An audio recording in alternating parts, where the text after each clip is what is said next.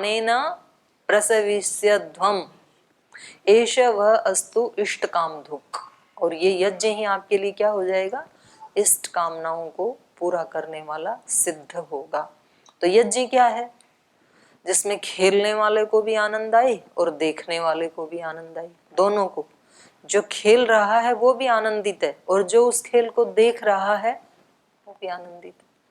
श्रद्धेय स्वामी जी महाराज जो कर रहे हैं स्वयं भी आनंदित हैं और उनके कर्म को जो देखने वाले हैं वो भी आनंदित हैं। इसको क्या कहा, यज्ञ।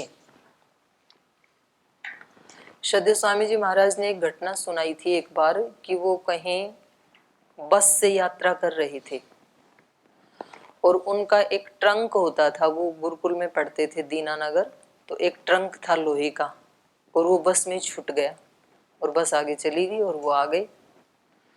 तो बाद में उन्होंने पता लगाया वहाँ पे जाकर के, बस स्टैंड पे जाकर के, भाई उस बस में हम, वहाँ से जो बस आई थी उसमें हम आए थे, हमारा ट्रंक उसमें छूट गया, तो क्या कहीं कोई सुराग लग सकता है उसका। तो उन्होंने कहा निश्चिंत रहो आप, आपका ट्रंक घर में ही है। तो फिर पूछा कि कहाँ है, कैसे है, तो उन्होंने उनका मोबाइल नंबर दिया, एड्रेस दिया कि आप वहाँ चले जाओ। तो महाराज जी बोले कि हम उनके घर गए। तो उनके घर गए तो देखते ही हमने बात की कि हमारा ट्रंक छूट गया ऐसे ऐसे, वहाँ से आपका ये नंबर हमें मिला, बस का नंबर, घर का नंबर। तो बोले वो इतने खुश हुए, और वो बस के जो मालिक थे वो एक मुस्लिम थे,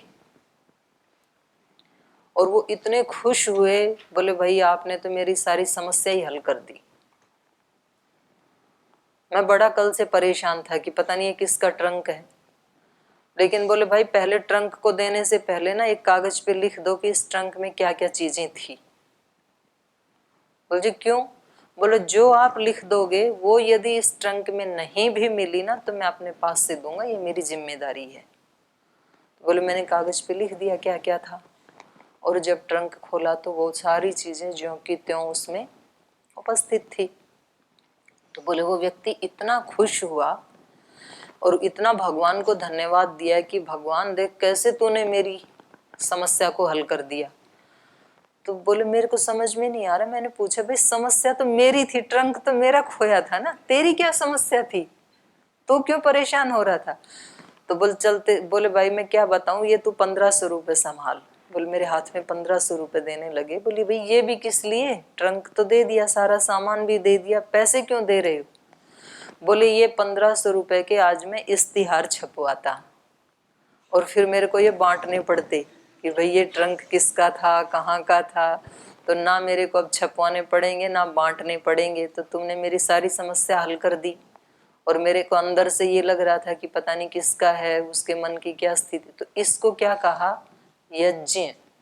इस आचरण को यज्ञ कहा है। ऐसी बनाई है ये सृष्टि भगवान ने।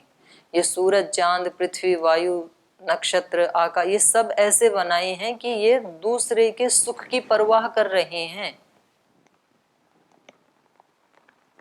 और आज तो सृष्टि के सुख की परवाह की तो बात ही छोड़ दो, अपने घर के परिवार के जो लोग हैं उनके सुख की परवाह ही करने की हिम्मत व्यक्ति में नहीं रही।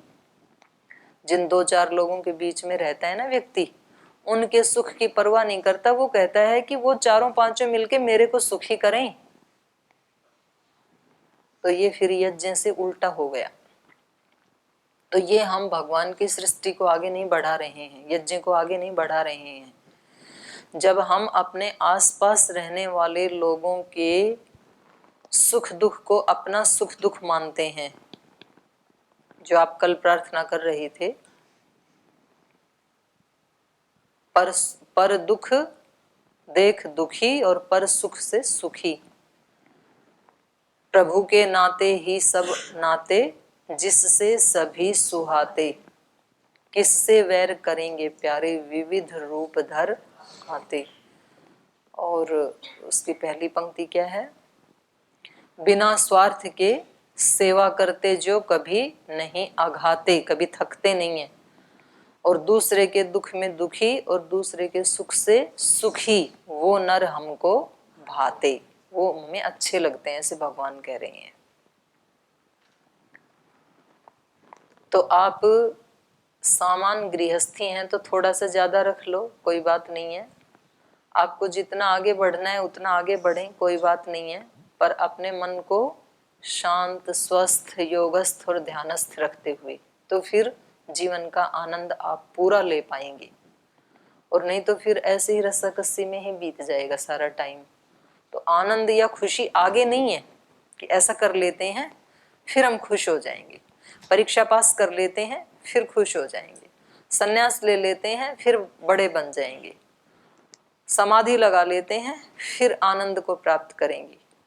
आगे नहीं है कुछ भी, आज ही है जो कुछ। तो उस स्थिति में आज रहते हुए, आज के दिन का आज जितना ज्ञान है, हो सकता है कल मेरा ज्ञान और ज्यादा बढ़ जाएगा, क्योंकि ज्ञान को तो कैसे बताया, बढ़ने वाला बताया ना, अविवेक ख्याते ऐसे बताया है। तो कल और बढ़ेगा तो कल और ज्यादा आनंदित होंगे, उस ज्ञान से कर्म करेंगे। आज जितना ज्ञान है उसका प्रयोग करते हुए आज के सारे काम कर लेते हैं, फिर आनंद ही आनंद है। कल और मिलेगा तो वो उससे ज्यादा आनंद आएगा फिर। तो ऐसे आप आगे बढ़ते रहिए जी। ओम दीदी प्रणाम। दीदी आपने ध्यान के बारे में भी बोला ना कि हमारे गुरुजन हमें हर क्षण बोलते रहते हैं ध्यान से पढ़ो, ध्यान से चलो। तो ये ध्यान और जो हम 1 घंटा या 1.5 घंटा बैठ जाते हैं, तो उस ध्यान में इस ध्यान में क्या अंतर है? कोई अंतर नहीं है। वो सगुण साकार है, वो निर्गुण निराकार है, दो रूप है ना ब्रह्म की। तो जो आप काम करते समय अपनी स्थिति में रहते हैं, ये सगुण साकार ध्यान है। और जब कुछ भी काम नहीं है, तदा दृष्टु स्वरूप अवस्थानम, वो निर्गुण ध्यान है। दोनों ध्यान ही हैं। और एक बात, अहंकार को त्याग करने की बात कर रही, तो ये तो सात्विक अहंकार तो हम रख सकते हैं ना, जैसे हम एक श्रेष्ठ गुरु के शिष्य हैं, भगवान के शिष्य हैं, हमारे इतने श्रेष्ठ माता पिता हैं। नहीं, श्रेष्ठ गुरु के शिष्य हैं, इसमें श्रेष्ठता आप अपने वाली का अहंकार है या गुरु वाली का है? गुरु वाली का है ना। तो गुरु वाली का है तो भी गलत है, क्योंकि जो कुछ आपने अर्जित ही नहीं किया उसका अहंकार कर रहे हैं। गुरु अच्छे हैं तो गुरु को अहंकार करना चाहिए, आप क्यों कर रहे हैं? और यदि आप अपने ऊपर अहंकार कर रहे हैं कि गुरु भी बहुत महान है और मैं भी बहुत महान हूँ, गुरु के अनुरूप हूं मैं, तो भी क्या अहंकार करना है, क्योंकि गुरु ने बना दिया आपको। नहीं तो आप तो पता नहीं कहाँ क्या कर रहे होते। दोनों ही स्थिति में अहंकार की जरूरत नहीं है, दोनों में बिना अहंकार के काम चलेगा। लेकिन फिर भी अगर स्टेप वाइज जाना है तो ये ठीक है। तामसिक और राजसिक अहंकार से सात्विक अहंकार अच्छा है, ठीक है, चलेगा। पर तीनों ही ना हो तो सबसे ही अच्छा है। फिर त्रिगुणातीत भी स्थिति हो सकती है, सात्विक है तो अच्छी बात है। वैसा अगर सोचते हैं ना, तो हमें कुछ कार्य करने में फिर एक प्रेरणा मिलता है ना, जो हम भी करें। हाँ फिर वो बिल्कुल ना रहेंगे तो फिर शायद मेरे को लगता है कि फिर मन में हाँ, नहीं उत्साह भी वो नहीं तो रहेगा। नहीं, वो आप नहीं रखोगे फिर तमस में चले जाओगे, क्योंकि हमारी तो स्थिति त्रिगुणातीत तो है नहीं ना। और त्रिगुणातीत विचार से नहीं होती है कि हमने सोच लिया हम तो त्रिगुणातीत हैं। ऐसे बहुत लोग बैठे हैं संन्यास लेकर के, बोल दे हम तो निवृत्ति मार्ग के पथिक हैं, त्रिगुणातीत, हमें नहीं कुछ करना, ये सब प्रपंच में लगे हुए हैं, ये सब प्रवृत्ति मार्ग के पथिक हैं, ये गच्चा खाएंगे, ऐसे वो बोल के अपने आप को, और बहुत ज्यादा अंदर अंदर से परेशान रहते हैं। देखो ये कितने लगे हुए हैं प्रवृत्ति में, इनका कैसे होगा उद्धार। मैं तो ये सोच सोच करके परेशान हूँ कि ये स्वामी जी इतने प्रपंच में लगे हुए हैं, इनकी क्या हालत होगी। ये सन्यासी होके ऐसा कर रहे हैं, इन्होंने और भी इतने लोगों को सन्यासी बना दिया, उन सबको भी कर्म में लगा दिया। मैं ये सोच के तू तो कम से कम परेशान ना हो, वो होते रहेंगे। तो ये त्रिगुणातीत स्थिति नहीं है। त्रिगुणातीत स्थिति वाले व्यक्ति का तो चाल ढाल, भाषा, वाणी, व्यवहार अलग ही होता है, एक अलग ही निराली छटा होती है उसकी, वो नहीं किसी को क्रिटिसाइज करता है। तो इसलिए हमें तो सत्व और रज से, तमस और रज से ऊपर उठ करके सत्व में प्रतिष्ठित होना चाहिए पहले, और उसमें प्रतिष्ठित रहते रहते करते करते कब हो जाएगा आगे प्रवेश वो पता भी नहीं चलेगा। तो ठीक है, आप ठीक रास्ते पे हैं। अगर आप प्रेरणा ले रहे हैं अपने बड़ों से और उसके अनुसार आप कर्म कर रहे हैं, अपने गुरुजनों से, अपने ऋषियों से, अपने जो पूर्वज हुए उन देवी देवताओं से, उनसे यदि प्रेरणा लेके उस पथ पे आगे चल रहे हैं और उसको आप सात्विक अहंकार कह रहे हैं, तो अच्छी बात है, कोई दिक्कत नहीं, कर सकते हैं। रास्ता वही है, उससे आगे जाओगे तब भी रास्ता वही है ना। तो रास्ता पूरा तय करना ही होता है। उसको तेज स्पीड से तो जा सकते हैं आप, लिफ्ट में ऊपर जाते हैं तो मिनटों में पहुंचा देती है ना, लेकिन दूरी तो पूरी एक एक इंच को पूरा कर मापती है ना, वो स्पीड तेज है। ठीक है जी। ओम दीदी प्रणाम। इस श्लोक में निर्मम शब्द का प्रयोग हुआ है, ममता रहित। तो संसार के जो संबंध हैं या पदार्थ हैं उनसे निर्मम कैसे रह सकते हैं? व्यवहार में हम कई जगह जो क्रूर होते हैं उनको भी निर्मम बोलते हैं, तो ये इनको कैसे हम मेल करेंगे आपस में? कैसे ममता रहित हो पाएंगे, या एक माँ अपने पुत्र से कैसे ममता रहित रह पाएगी? इस हो जाएगी, उसको होना होगा तो नहीं भी हो तो कोई बात नहीं। मतलब उसको, संसार को या बच्चे को पालने के लिए ये मेरा है, ये मेरा है, ये कहना जरूरी नहीं है। पालने के लिए मेरा है तो ठीक है, पर यदि वो अपने से छीन लिया भगवान ने, तब ये सोचना चाहिए मेरा नहीं है, जिसका था उसने ले लिया। तो योगी तो रहते हैं ऐसे, तो इसलिए ये भी तो योगेश्वर है, इसलिए ये ऐसी बात कह रहे हैं। जिन श्रद्धेय स्वामी जी महाराज की चर्चा कर रही हूँ, उनके एक ही पुत्र थे, इकलौते, और बहुत उसको प्रेम से, प्रीति से पाला पोसा। 20 वर्ष का जवान, 20-22 वर्ष का है भाई साहब, और इतना सुंदर जिनको देखते ही बने। और फिर जिस दिन भगवान ने उनको लिया तो सब रो रहे थे और स्वामी जी महाराज शांत बैठे हुए थे। किसी को लग रहा था कि शायद शोक में आ गई, और वो अंदर से कह रहा था कि जिन बंधनों को मैं नहीं तोड़ पा रहा था, उन बंधनों को आपने तोड़ दिया मेरे लिए। तो ये है निर्मम स्थिति।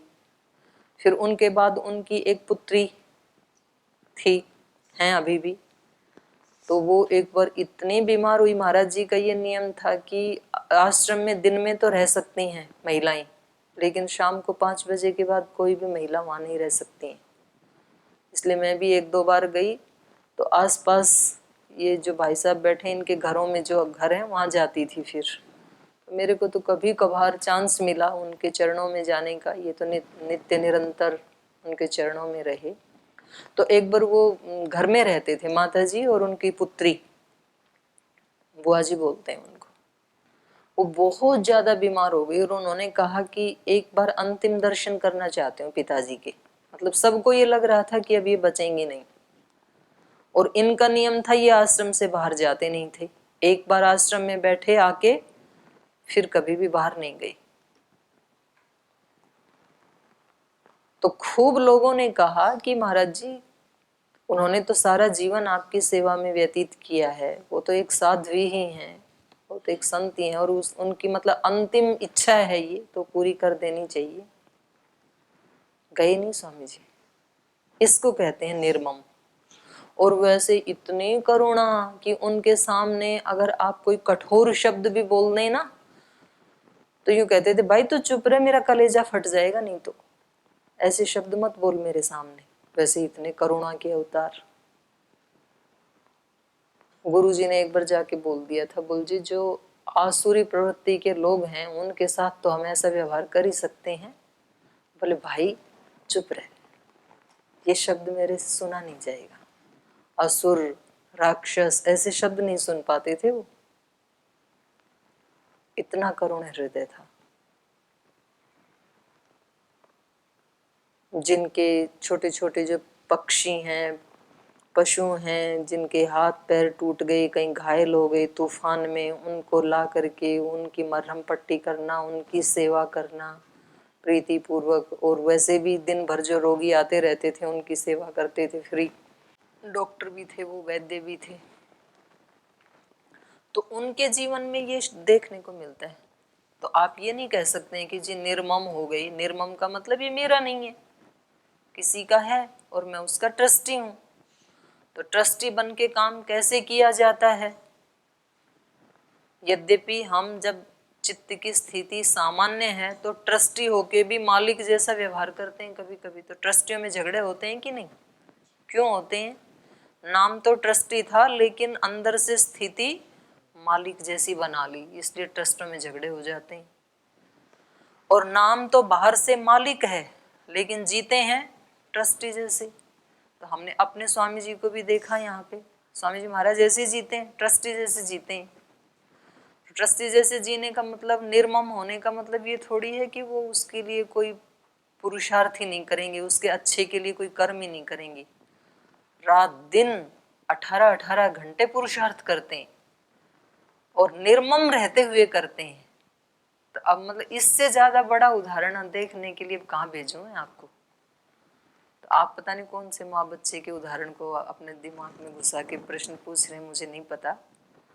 तो आप स्वामी जी माँ हैं और आप बच्चे हो, तो निर्मम होते हुए आपका पालन पोषण संरक्षण प्रीति करते हैं कि नहीं करते हैं?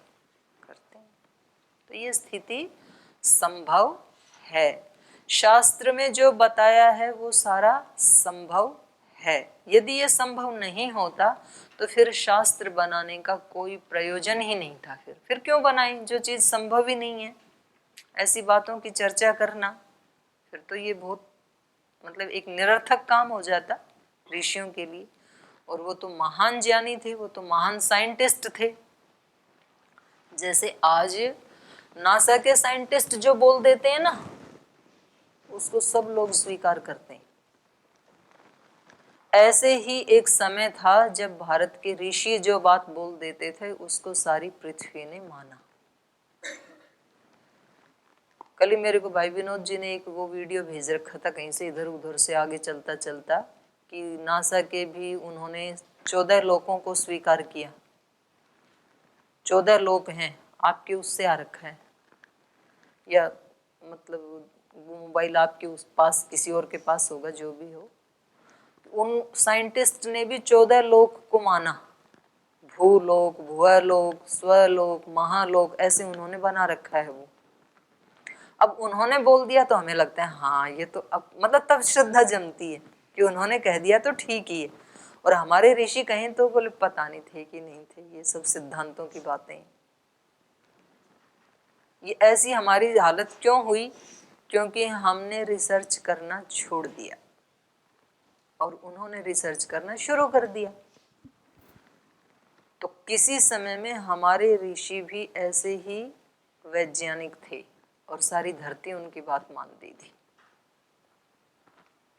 तो ये संभव है, निर्मम होना असंभव नहीं। आप ये नहीं कह सकते जी निर्मम हो गई तो सृष्टि कैसे चलेगी? बहुत अच्छे से चलेगी। लड़ाई सारी ममता की है। वो कह रहा है मेरा है, वो कह रहा है मेरा है।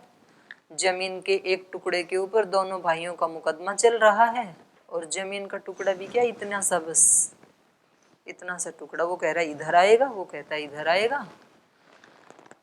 जमीन ना उधर जाएगी ना इधर जाएगी, यहीं रहेगी। बस कागज में लिखने की बात है कि यहाँ तक मेरा है। वो कहता है नहीं, ये यहाँ तक का टुकड़ा मेरे नाम पे लिख दो। अब इस व्यक्ति को ये नहीं पता कि ये रजिस्ट्री तो पता नहीं आज तक कितनों के नाम हो चुकी। फाइल बदलती है केवल। पहले परदादा के नाम की फाइल थी, फिर दादा के नाम की हो गई, फिर बाप के नाम की हो गई, आज आपके नाम की है। आगे पता नहीं ये फाइल बदल के कितनों के नाम चढ़ेगी। ना जमीन कहीं गई, फाइलें भी वहीं पड़ी हैं, आप आते जाते रहे। हाँ। तो ये ममता से तो सारे झगड़े हैं और निर्मम होने से तो एक भी झगड़ा नहीं हो सकता है। तो निर्मम बने तो पर, और जितना जितना निर्मम व्यक्ति बनता है अपने लिए भी सुखदाई, समष्टि के लिए भी सुखदाई। और कोई प्रश्न है किसी का? जी पीछे दे दो माइक नीरज जी को।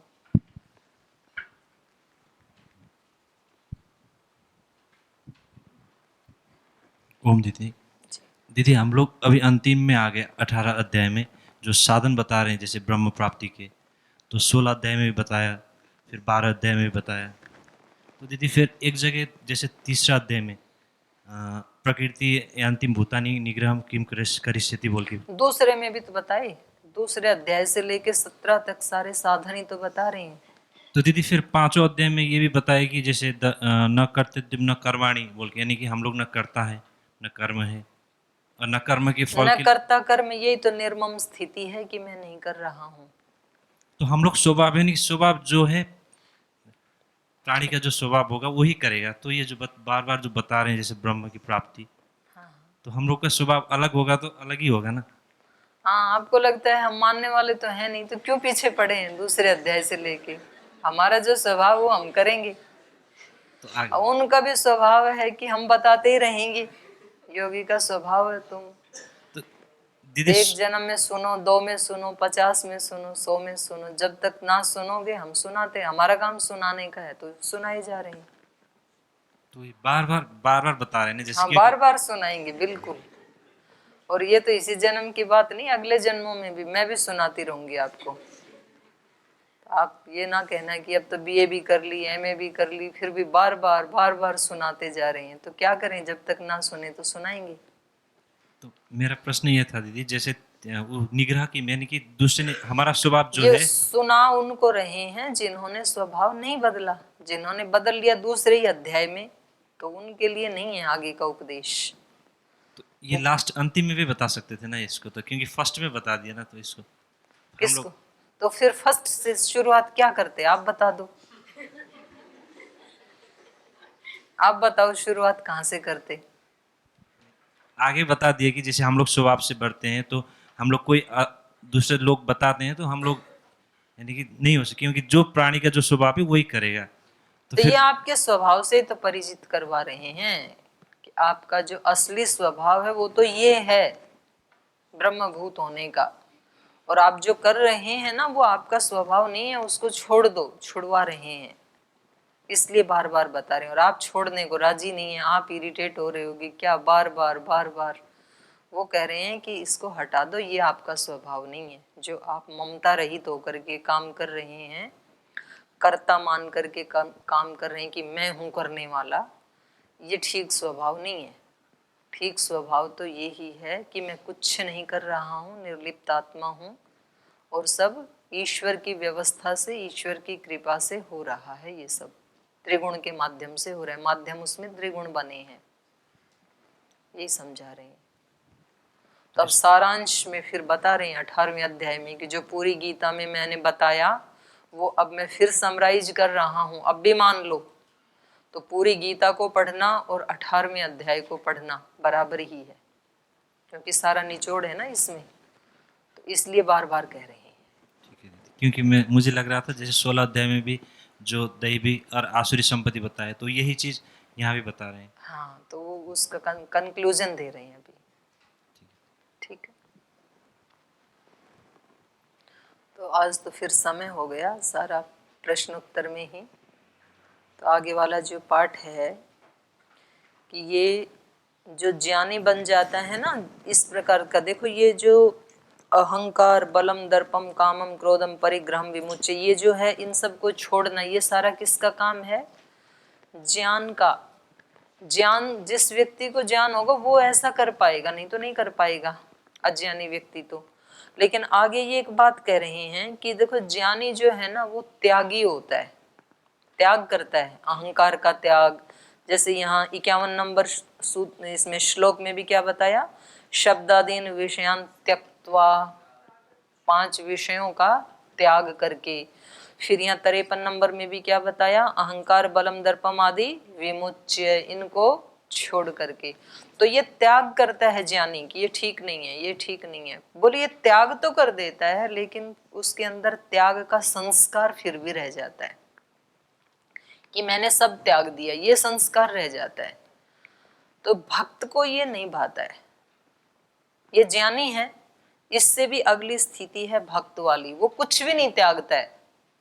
ज्ञानी सब कुछ त्यागता है, भक्त कुछ भी त्याग नहीं करता है। बल्कि वो इन सब शरीरों में उस ब्रह्म को, उस भगवान को, उसी को देखता है, वो पा लेता है, वो त्यागता नहीं है कुछ भी, वो सबको पा लेता है, प्रेम को प्राप्त हो जाता है। वो मोक्ष उसको अच्छा नहीं लगता है, वो मतलब इस संसार से विच्छेद नहीं करना चाहता है। तो इसको हम आगे कल पढ़ेंगे। ब्रह्मभूत प्रसन्नात्मा न शोचति न कांक्षति समय सर्वेषु भूतेषु मद भक्तिम लभते परम, मेरी भक्ति को प्राप्त हो जाता है, प्रीति को प्राप्त हो जाता है वो। तो इसको कल पढ़ेंगे, आज यही पाठ को विराम देते हैं।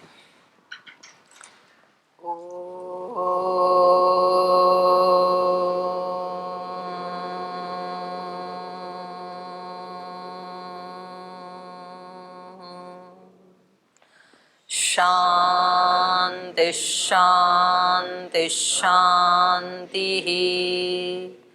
श्री गुरुभ्यो नमः। हे हृदयेश्वर, हे सर्वेश्वर, हे प्राणेश्वर, हे परमेश्वर, हे हृदयेश्वर, हे सर्वेश्वर, हे प्राणेश्वर, हे परमेश्वर, हे समर्थ है करुणा सिंधु, हे समर्थ है करुणा सिंधु, विनती ये स्वीकार करो, विनती ये स्वीकार करो। भूल दिखा कर उसे मिटा कर, भूल दिखा कर उसे मिटा कर, अपना प्रेम प्रदान करो, अपना प्रेम प्रदान करो। पीर हरो हरि, पीर हरो, पीर हरो हरि, पीर हरो, पीर हरो हरि, पीर हरो, पीर हरो हरि, पीर हरो। हे हृदयेश्वर, हे सर्वेश्वर, हे प्राणेश्वर, हे परमेश्वर, हे प्राणेश्वर, हे परमेश्वर, हे प्राणेश्वर, हे परमेश्वर। ओम श्री गुरुभ्यो नमः।